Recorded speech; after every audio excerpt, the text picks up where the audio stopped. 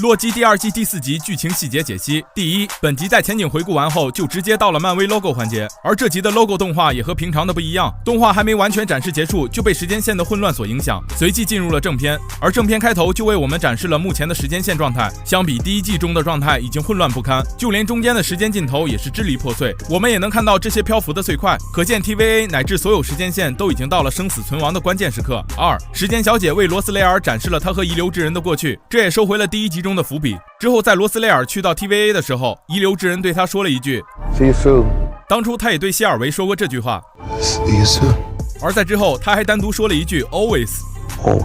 这也侧面说明了他们之间发生的这一幕已经重复了无数次。3，维克托穿过传送门来到了 TVA。 这里我比较奇怪的一点是，明明在上集结尾，洛基和莫比乌斯是紧随着维克托进入的传送门，可到了 TVA 之后，他们却没有一起出现。目前无法确定是洛基他们要给康一点单独熟悉环境的时间，还是康在途中私自脱离的轨道。但万一要是康自己私自与洛基他们分开的话，那就证明这个康虽然表面看起来人畜无害，但实际上他的动机相当的不纯。这也解释得通为什么他在后面会提出要去看看热可可鸡这样奇怪的举动。I'm from Chicago, friend, the Shadiocracy capital of the world. I don't trust anyone.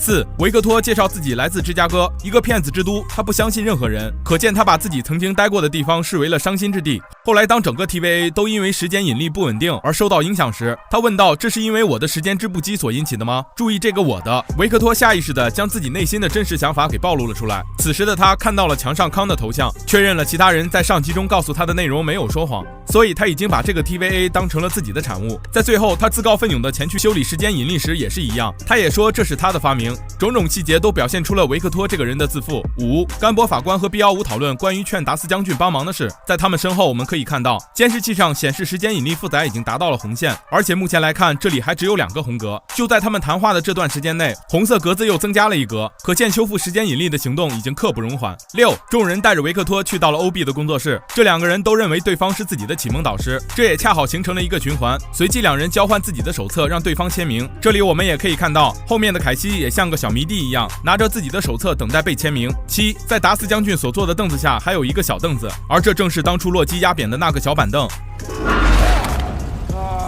8，罗斯雷尔和时间小姐来到了牢房，希望达斯将军等人顺从自己重建 TVA， 并许诺会给他们获得美好生活等福利，但达斯将军以及其属下依旧没有同意。最后罗斯雷尔用挤压机将这些不从的人全部挤压成了碎块。就在行刑的过程中，我们可以看到时间小姐正像是极其享受地看着这一切。本来我以为时间小姐只是经过这么长时间生活有了些病态，但直到我看到这一幕才发现时间小姐的内心是那么的阴暗扭曲。这下也算是理解为什么遗留之人一直没有给时间小姐一副躯体了，光是这种电子形态就已经如此可怕，万一有了实体指不定会干出什么事。